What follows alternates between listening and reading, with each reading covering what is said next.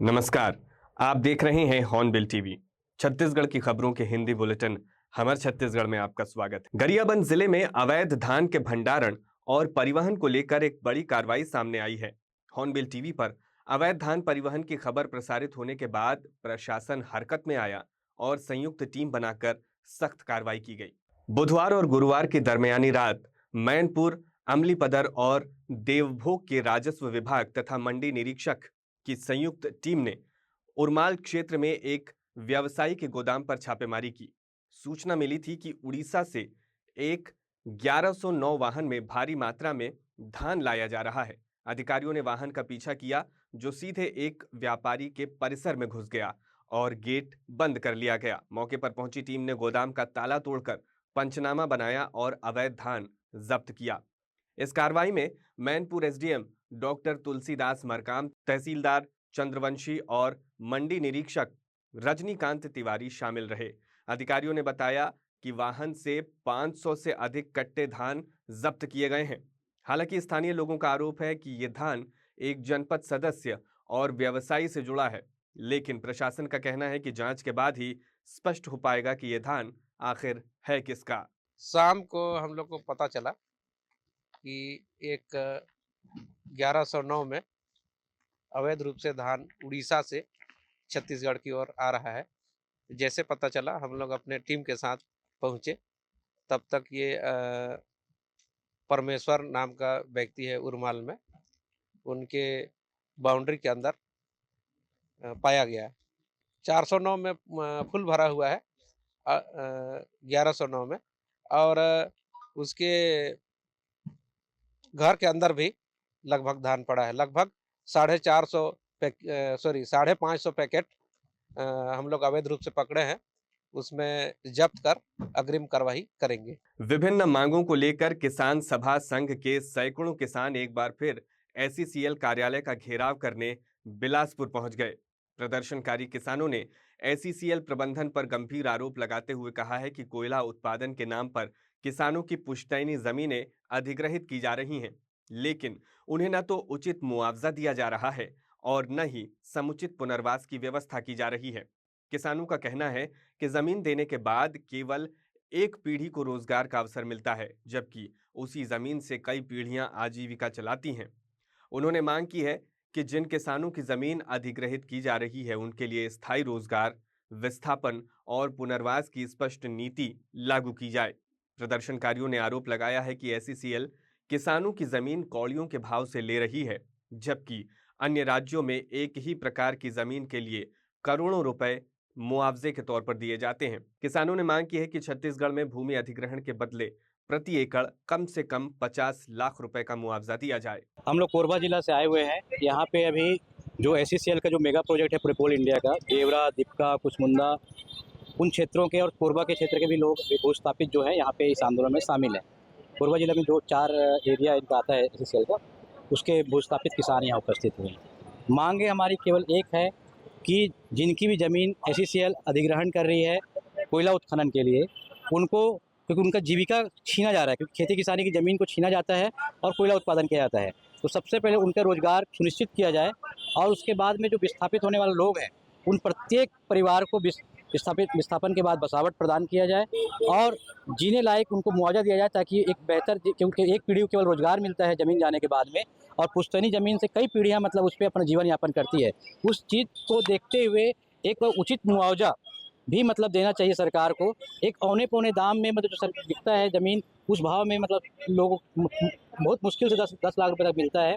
जबकि अगर आप केरल की तुलना में करेंगे तो वहाँ करोड़ों रुपए एकड़ के हिसाब से ज़मीन जो रोडों में जाती है उसके लिए भी लोगों को मिलता है, और यहाँ पे तो मतलब एक आमदनी के स्रोत के लिए ज़मीनों का अधिग्रहण हो रहा है। मुझको लगता है कि यहाँ 50 लाख से ऊपर प्रति एकड़ लोगों को मतलब मुआवजा मिलना चाहिए। मांग पूरी नहीं होगी तो आगे क्या कुछ करेंगे? मांग आगे नहीं होगा तो हम आज नोटिस भी देने आए हुए हैं। अगला जो 15 दिन के बाद में जो कोल इंडिया का सबसे बड़ा मेगा प्रोजेक्ट है कोयला उत्पादन का, गेवरा खदान, हम उसको पूर्ण रूप से ठप करेंगे। दुर्ग के धंधा स्थित श्रेया अस्पताल में चिकित्सकीय लापरवाही का एक गंभीर मामला सामने आया है, जिसने स्वास्थ्य सेवाओं पर सवाल खड़े कर दिए हैं। 55 वर्षीय पद्मा देवी का अस्पताल में ऑपरेशन किया गया था, लेकिन सर्जरी के बाद अचानक उनकी तबीयत बिगड़ गई और आरोप है कि अस्पताल प्रबंधन ने परिजनों को बिना सूचना दिए ही महिला को एम्बुलेंस से जुनवानी स्थित शंकराचार्य मेडिकल कॉलेज भेज दिया। शंकराचार्य मेडिकल कॉलेज के डॉक्टरों ने बताया कि महिला को मृत अवस्था में अस्पताल लाया गया था। बताया जा रहा है कि महिला के साथ आए 2 कर्मचारी उसे छोड़कर मौके से फरार हो गए। पहचान पत्र और परिजनों की जानकारी नहीं होने के कारण शव को लावारिस मानते हुए एक मरचुरी में रख दिया गया था और इसकी सूचना पुलिस को भी दी गई थी। परिजनों को इस घटना की जानकारी तब मिली जब 15 अक्टूबर को वे शंकराचार्य अस्पताल पहुंचे। वहां कोई रिकॉर्ड नहीं मिलने पर मरचुरी में रखे शव की पहचान पद्मा देवी के रूप में की गई। इसके बाद पोस्टमार्टम कर शव परिजनों को सौंपा गया। इस मामले की शिकायत परिजनों ने 11 नवंबर को सीएमएचओ से भी की है। कलेक्टर ने पूरे प्रकरण की जांच के लिए विशेष टीम गठित कर दी है। मोर नाम है किरण वर्मा, मैं ग्राम अछोली के निवासी हूँ। और का हुई माँ के कैसन तबीयत खराब हो गई ये- और कहाँ लगे रहो इलाज में? मेरे माता जी आंगन में चलते चलते गिर गए थे, तो उसको हम अक्सरा करने के लिए ले गए थे कि उसका अक्सरा करवाए, तो बताया कि डॉक्टर ने बताया कि उसका ऑपरेशन करना पड़ेगा, तो हम भर्ती करना पड़ेगा। तो हम लोग भर्ती किए 11 तारीख को। भर्ती करने के बाद वो एक हॉस्पिटल, श्रेय हॉस्पिटल में भर्ती किए। तो एक दिन उसने अपना दवा चलाया, उसके दूसरे रोज ऑपरेशन किया। ऑपरेशन करने के बाद वो आया बाहर, तो बोल नहीं रही थी, ना कुछ खा नहीं रही थी। तो बोले डॉक्टर हमको कि हो सकता है दवाई के कुछ कारण हो सकता है। तो चलो ठीक है, कोई बात नहीं, अब आज नहीं खा रहे, कल खाएंगे। तो फिर हम 14 तारीख को उस डॉक्टर को बोले कि ये कुछ खा नहीं रहे, तो बोले कुछ दवा का हो सकता है नहीं खा रहे, ऐसे ही बोले डॉक्टर। फिर वही करीबन वो उसका ज़्यादा हालात थोड़ा गंभीर, उसका 2 बजे करीबन 2 बजे के आसपास हुआ, जो 14 तारीख का। उस दिन हमने, डॉक्टर तो वहाँ नहीं था, हम लोग ही थे, मरीज के परिजन ही थे वहाँ। तो हमने बोला कि वो हमारे माँ का सांस थोड़ा ऊपर नीचे ज़्यादा चल रहा है, तो क्यों, तो डॉक्टर को बताने गए, तो डॉक्टर बोले चलो देखते हैं क्या। बोले तो देखने आए, तो वो डॉक्टर लोग अब हम लोगों को बाहर कर दिए, डॉक्टर लोग हमको बाहर कर दिए। हाँ, और इसके बाद कहाँ ले गए, कौन से अस्पताल में दोबारा इलाज के लिए ले गए? आप वो लोग को क्या तो जानकारी दी गई? वो तो अपने हिसाब से ले गए हैं सर, वो तो अपने शंकराचार्य में फेंक दिया, लेके हमको 15 तारीख को पता चला है। वो तो मरचुरी में था लाश, उसको तो अज्ञात कर दिए थे, उसको अज्ञात कर दिए थे। हमको 15 तारीख के हम लाने गए, तो वो तो अज्ञात में, वो तो पुलिस केस हो गया। बोले पोस्टमार्टम हो जाएगा, पोस्टमार्टम करना पड़ेगा, बोले हाँ। तो हम बोले अब देखो, अब बनाओ। अब डॉक्टर को बोले वही हम, अब तुम लोग जानो कैसे करो, हम लोगों को क्या करेंगे, हम तो आपके धंधा में एडमिट किए थे कि, बस यही बोले हम। अभी क्या चाहते हैं? हम तो अभी भी उसका, हम अपना जांच करवाना चाहते हैं सर, किसका गलती है। हम तो इंसाफ चाहिए, हमको इंसाफ चाहिए सर, बस। कौन डॉक्टर इलाज कर रहा था, कुछ मालूम है? अब डॉक्टर का नाम तो मेरे को पता नहीं है सर। डायरेक्टर को? अब वो डायरेक्टर है सर, वो ये अपना भरनी का मनीष राजपूत। श्रेया हॉस्पिटल में क्या मामला है, किस तरह की कार्रवाई है? शिकायत पर से जांच के लिए आए थे और निरीक्षण किया गया अस्पताल का। क्या कुछ देखने को मिला है? निरीक्षण किया गया, अभी जांच प्रक्रियाधीन है। किस तरह की शिकायत थी प्रार्थियों के द्वारा? शिकायत की जांच उपरांत ही आपको स्पष्ट रूप से बताया जा सकेगा। रविवार को आदेश हुआ था, रविवार को हम लोग गए थे, हमारी टीम 2 डॉक्टर और एसडीएम का श्रेया हॉस्पिटल धमधा, जिसमें डेथ बॉडी लवारिस हालत में मिला शंकराचार्य पे। तो उसी के इन्वेस्टिगेशन था कि क्या केस है और क्या क्या प्रॉब्लम है, कौन कौन क्या है। तो जांच में प्रथम दृष्टिया जो मिला था कि जो मैनेजमेंट पार्ट है थोड़ा सा उसमें प्रॉब्लम है, और बाकी जो लवारिस वाली बात है तो हमने शंकरा के डॉक्टर को भी बुलाया था, उनका भी बयान लिया हुआ है, जिसमें श्रेया हॉस्पिटल से बॉडी पेशेंट को ले गए, बॉडी नहीं बोल रही थी, पेशेंट को शंकराचार्य तक शिफ्ट किए हैं और वहाँ ले जाने के बाद डेथ हुआ। जो कैजुअलिटी का जो बेड रहता है वहाँ पे जांच के दौरान पता चला कि ब्रॉड डेड है। और उसके बाद वहाँ पे पेरेंट्स के अटेंडेंट वगैरह कोई नहीं थे, तो वहाँ के जो डॉक्टर ऑन ड्यूटी थे शिफ्ट चेंज होने के बाद, तो बोले कि इनकी तो डेथ हो गई है। तो उसके आधार पे थाना टीआई को सूचना दिया कि यहाँ पे ब्रॉड डेड है, तो उसको मरचुरी शिफ्ट किया। और वहाँ के द्वारा बताया गया कि क्योंकि शंकरा में पोस्टमार्टम नहीं होता तो सरकारी अस्पताल में होता, तो जिस क्षेत्र का है, तो दुर्ग जिले में सिर्फ यहाँ पे जो शहरी और ग्रामीण पे तो अलग अलग जगह हो ही जाता है, लेकिन शहरी क्षेत्र में भिलाई वाला जो केस रहता है उसका सुपेला अस्पताल में पोस्टमार्टम होता है और दुर्ग क्षेत्र का जिला अस्पताल मरचूरी में रखते हैं, वहाँ पोस्टमार्टम होता है। तो उसका पोस्टमार्टम रिपोर्ट की क्या स्थिति है वो सब जानने के बाद आगे की प्रक्रिया पूर्ण की जाएगी। सर, यह भी परिजनों का आरोप है कि बेहोशी के इंजेक्शन लगने के बाद ऑपरेशन हुआ, पर ऑपरेशन के बाद उनकी माता जी लगातार उस पे रही, बेहोशी की हालत में रही। तो सर, सबसे बड़ा सवाल यह पैदा होता है कि उन्हें जो मृतिका है, जो मरीज थी, उसको बेहोशी का इंजेक्शन किसने दिया? इस पर कोई कार्रवाई हुई है क्या? जानकारी लेने की कोशिश? नहीं, अभी पूरी जांच चल रही है, किसने एनेस्थीसिया दिया, कौन सर्जन है, और वही बताया ना मैनेजमेंट वाली पार्ट। तो मैनेजमेंट के माध्यम से जो बताया गया है, तो वो जो एनेस्थीसिया दिया आउट ऑफ स्टेशन है, तो आने के बाद और स्थिति क्लियर होगी। जांच कब तक कंप्लीट होगी? अब बेसिकली तो प्रथम दृष्टिया में तो हमने उसको माना है कि प्रबंधन की लापरवाही, बाकी आने के बाद कंप्लीट होने के बाद पोस्टमार्टम रिपोर्ट सब होने के बाद फिर क्लियर कर पाएंगे। सूरजपुर जिले के भटगांव तहसील क्षेत्र में भूमि विवाद को लेकर ग्रामीणों का गुस्सा आज सड़कों पर फूट पड़ा। मामला उस जमीन से जुड़ा है जो वर्ष 1972 से 75 में आदिवासी परिवारों के नाम पर पट्टे के रूप में आवंटित की गई थी और वर्ष 1992 तक राजस्व रिकॉर्ड में उनके ही नाम से दर्ज रही। ग्रामीणों का आरोप है कि 1994 के बंदोबस्त में त्रुटिवश ये जमीन अन्य लोगों के नाम दर्ज हो गई, जिसका फायदा उठाकर भूमि दलालों ने बाद में विवादित जमीन की रजिस्ट्री करा ली। ग्रामीणों के अनुसार त्रुटि सुधार के लिए वर्षों से विभागीय न्यायालय में वे आवेदन दिए जा रहे हैं। जांच के दौरान आरआई लक्ष्मी खलखो ने भी रिकॉर्ड में गड़बड़ी और प्रक्रिया में खामियों की बात मानी थी, लेकिन उच्च अधिकारियों द्वारा इस पर कोई ठोस कार्रवाई नहीं की गई। आरोप है कि बुधवार को तहसीलदार शिव नारायण राठिया टीम के साथ मौके पर धारा 250 के तहत कब्जा दिलाने पहुंचे थे। जैसे ही ग्रामीणों को इनकी जानकारी मिली, सैकड़ों ग्रामीण मौके पर इकट्ठा हो गए और तनाव की स्थिति बन गई। हालात बिगड़ता देख अधिकारी मौके से वापस लौट आए। नमस्कार, मेरा नाम बलराम विश्वास है। मैं ग्राम अजय नगर का रहने वाला हूँ। हाल फिलहाल में ही मैं यहाँ ज़मीन लिया हूँ, ठीक 2021 में रजिस्ट्री हुआ है। तो बताना चाहता हूँ कि यहाँ हाल फिलहाल में ही जैसे अपन केस लगाए थे, मतलब जैसे बोले सीमांकन करने के लिए, तो सीमांकन में इन कुछ गाँव वाले आपत्ति किए थे, तो गाँव वाले को फिर पक्ष रखा गया। तो उनके हिसाब से उनका कागज उगज आया, उनका सब चीज़ आया, कोई दिक्कत नहीं है। तो उन लोग पूरा मेन चीज़ उन लोग दिखाए नहीं, ना पट्टा दिखाया अपना, ना कुछ दिखाए, ठीक।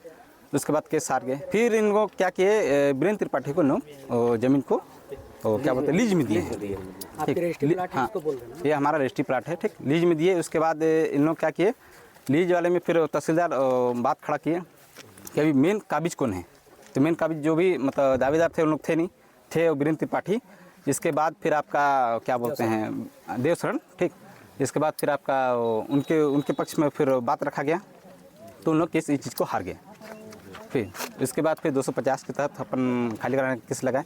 केस लगाने के बाद इन लोग भी हार गए। इन लोग मतलब अपने तरफ से कोई भी कागज़ वगैरह नहीं दिखाते हैं, सच क्या, इन लोग कुछ भी कागज़ नहीं दिखाते हैं। बस अपन बोलते हैं कि हमारी ज़मीन है, हमारी, हम अभी भी बोल रहे हैं हमारा रजिस्ट्री 2021 में हुआ है। हमको दावा करते हैं कि हमारा रजिस्ट्री गलत हुआ है, हम कुछ नहीं बोलते हैं।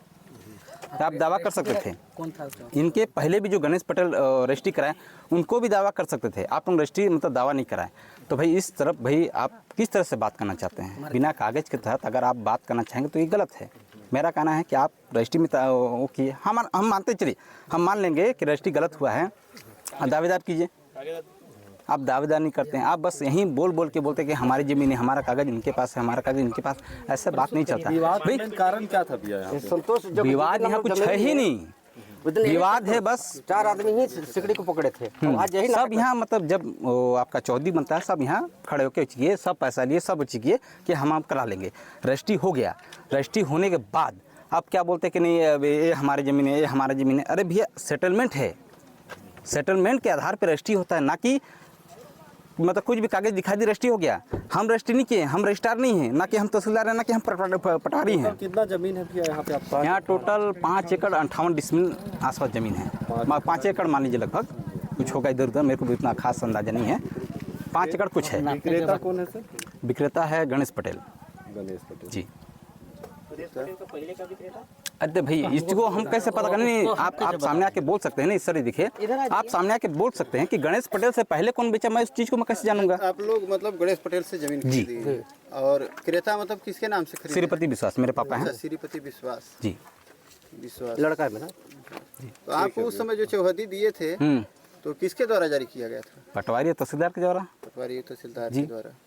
रिकॉर्ड सेटलमेंट लगाए होंगे उसमें? जी जी जी सब लगाए हैं। मतलब आप लोग कहना है कि हमारी सेटलमेंट की जी जी। तो जब जमीन पे आए होंगे उस समय मतलब आपको क्या लगा कब्जा मतलब दूसरे लोग कर रखे? मतलब जब रजिस्ट्री हो गया उसके बाद जाके विवाद चालू किए हैं। सीमांकन? हाँ सीमांकन तब जाके इन लोग विवाद चालू किए हैं कि ऐसे बात है। रजिस्ट्री के टाइम कोई विवाद नहीं था, सब एकदम साइलेंट थे। अब जाके विवाद करने कि नहीं ये हमारा कब्जा, ये हमारा कब्जा। अरे ठीक है, हम आपकी ज़मीन है, हम मानते हैं, दिखाइए कागज़।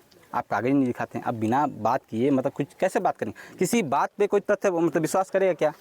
कानून किस पे विश्वास करता है? में किनका कब्जा है जमीन पे? प्रजेंट वीरेंद्र त्रिपाठी के नाम से मतलब कोई लीज में से बात हुआ था, उनके तहत में 250 के तहत हम ये खाली करने का वो कराए थे, न्यायालय में लगाए थे जी जी।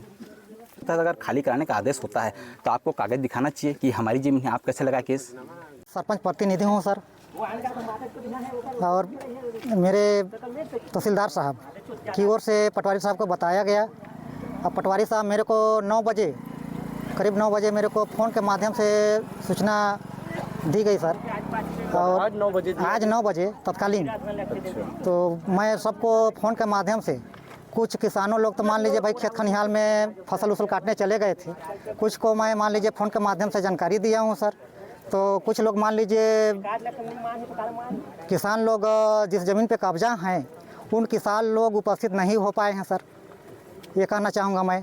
और दूसरी बात ये है सर कि जैसे मान लीजिए ग्राम पंचायत को ना नोटिस सूचित किया गया है, ना गांव को मुखिया को सूचित किया गया है, ना तो किसान को सूचित किया गया है, मौखिक बताया गया है सर। और मैं ये कहना चाहूँगा तहसीलदार साहब से, निवेदन है मेरा कि उन तहसीलदार साहब ने कई बार सीमांकन का आदेश भी किए।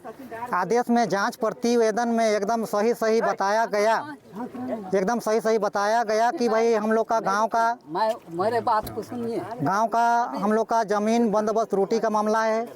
100% में 90% हम लोग का रिकॉर्ड गड़बड़ है, उलटफेर है। मेरे ज़मीन ये भाई का नाम से है, अब इनके ज़मीन और दूसरे भाई के नाम पर, ऐसा यहाँ का परिस्थिति है सर। और हम लोग पूरे ग्रामवासी लोग 2020-21 में सर हम लोग मान लीजिए पहले कांग्रेस शासन सत्ता था, उस समय का मैं बात बता रहा हूँ सर। सब मान लीजिए विधायक और स्वास्थ्य मंत्री TS सिंहदेव सब लोग से हम लोग मान लीजिए लेटर पैड में बनवा के और कलेक्टर साहब को अवगत भी कराए, तहसीलदार साहब को दिए, SDM साहब को दिए। कलेक्टर साहब ने 4-5 कर्मचारी लोगों को ड्यूटी भी लगाए थे सर और उस जांच के लिए। और जैसे जांच शुरू हुआ सर, मान लीजिए शुरू हुआ 1-1.5 महीना तो मान लीजिए चालू हुआ सर। हम लोग का खासा सीट क्रमांक 4 है सर, यहाँ का धर्मपुर का सीट क्रमांक 4 है। 4 में से सर सीट क्रमांक 1 तो पूर्ण हो गया सर, और दूसरा चालू हुआ था। जैसे चालू हुआ चुनाव का समय आ गया सर, बीच में काम हम लोग का पेंडिंग हो गया, वो पेंडिंग हो गया, वो आज तक चालू नहीं हुआ है। और दूसरी बात यह है सर कि वो तहसीलदार साहब जो है ना, उनको तो कई बार हम लोग बताए कि ये सर बंदोबस्त त्रुटि का मामला है। और जांच प्रतिवेदन में तहसीलदार कौन थे? ये शिव नारायण रठिया जी हैं अभी तो वर्तमान में, लेकिन सीमांकन का आदेश ही किए थे। और मान लीजिए RI साहब जांच प्रतिवेदन में एकदम सही हम लोग का ग्रामवासी जैसे जैसे बताए हैं सर, वैसे वैसे ग्राम वासियों का कहने के अनुसार से जांच प्रतिवेदन सही सलामत बना है। अब आज वो तहसीलदार साहब आज जनता, इसलिए हम लोग का ग्रामवासी आक्रोश है कि एक तरफा वो कार्रवाई कर रहे हैं, बातों को सुन रहे हैं, गलत है, सरासर गलत है। आज मतलब तहसीलदार साहब यहाँ पर आए थे तो क्या करने के लिए आए थे? वो कब्जा दिलाने के लिए आए थे सर। वो श्रीपति विश्वास को कब्जा दिलाने के लिए आए थे। तो ये जमीन जो है शासकीय थी, आप लोग तो रिकॉर्ड निकाले होंगे? जी सर, ये पहले शासकीय भूमि है सर, सेटलमेंट के अनुसार से शासकीय भूमि है, शासकीय भूमि है। लेकिन सर 1972-73 में समारोह भानसाय को पट्टा प्राप्त हुआ है सर, सिंहदेव पट्टा। और उसको तहसीलदार साहब के न्यायालय में वो अवगत भी कराए हैं सर जी। तो इसमें मतलब आप लोग और कहाँ पे लेके सरपंच पति है, सरपंच नहीं है, ठीक है, ये अपना बयान नहीं दे सकते जी। बिलासपुर जिले में लगातार बढ़ रहे सड़क हादसों ने लोगों की चिंता बढ़ा दी है। शहर की जर्जर सड़कों और नो एंट्री जोन में भारी वाहनों का धड़ल्ले से प्रवेश अब लोगों की जान के लिए खतरा बनता जा रहा है। हाल ही में तोरवा पावर हाउस चौक के पास हुए दर्दनाक सड़क हादसे में एक व्यक्ति की मौत के बाद स्थानीय लोगों में भारी आक्रोश देखने को मिला। घटना से आहत क्षेत्र के निवासियों ने एसएसपी से मुलाकात कर इलाके में भारी वाहनों के प्रवेश पर सख्ती से रोक लगाने और स्थायी बैरिकेड्स लगाए जाने की मांग की है। लोगों का कहना है कि तोरवा पावर हाउस चौक पर आए दिन दुर्घटनाएं हो रही हैं, जिसमें कई लोग घायल हो चुके हैं और कई परिवारों ने अपनों को खोया भी है। स्थानीय निवासियों ने बताया कि इस क्षेत्र में आसपास कई स्कूल स्थित हैं, जहां रोज सैकड़ों बच्चे पढ़ने आते जाते हैं। भारी वाहनों की तेज रफ्तार इन मासूम बच्चों के लिए भी बड़ा खतरा बन चुकी है। बिलासपुर में अपना पुराना पावर हाउस चौक, गुरु नानक चौक से लेके आपका लाल खदान तक के जो एरिया है वो ट्रैफिक का दबाव बहुत ज़्यादा है। लगातार हमारा पावर हाउस चौक इतना खतरनाक चौक बन गया है कि आए दिन 1-1.5 महीने में किसी न किसी का जान जा रहा है और एक्सीडेंट तो लगातार हो रहा है। मोहल्ले की स्थितियाँ इतनी ख़राब है कि वहाँ एक तो 4-4, 5-5, 6 स्कूलें हैं और मोहल्ले के बहुत सारे लोगों का आना जाना है वहाँ। तो और नो एंट्री में गाड़ियाँ घुस रही है, ये जो बहुत खतरनाक स्थिति है। अभी 3 दिन पहले हमारे बीच पे एक युवा साथी हमारा चल बसा वहाँ, जिस टाइप की गाड़ियाँ और ऐसा चपका कि उसकी बॉडी के पार्ट उठाने पड़ गए हम लोग को। लगातार हम लोग इससे बहुत चिंतित हैं क्योंकि छोटे छोटे बच्चे लोग का है, वहाँ दुकानें हैं और लोगों का आना जाना लगातार लगे रहता है। इस कारण से हम लोग कलेक्टर महोदय से और एसपी महोदय से अपनी बात रखे हैं। अगर मान लीजिए कार्रवाई नहीं होता है, क्योंकि नो एंट्री में घुसना यानी आपराधिक प्रकरण ही है और जान जाना यानी छोटी मोटी विषय नहीं है। हम लोग बहुत इस विषय को लेकर चिंतित हैं कि घर से अगर कोई निकल रहा है तो अगर ऐसे परिस्थिति में अगर कोई अनहोनी ना हो जाए, ये डर बना रहता है। छोटी छोटी दुकानें हैं, इस कारण से हमने अल्टीमेटम दिया है कि 15 दिवस के अंदर इस पे उचित कार्रवाई करें।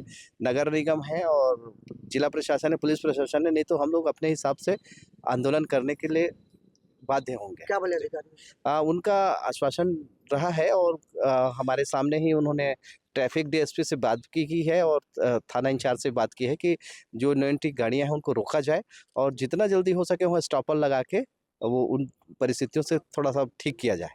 आज के बुलेटिन में बस इतना ही। मुझे दीजिए इजाजत। देखते रहिए हॉर्नबिल टीवी।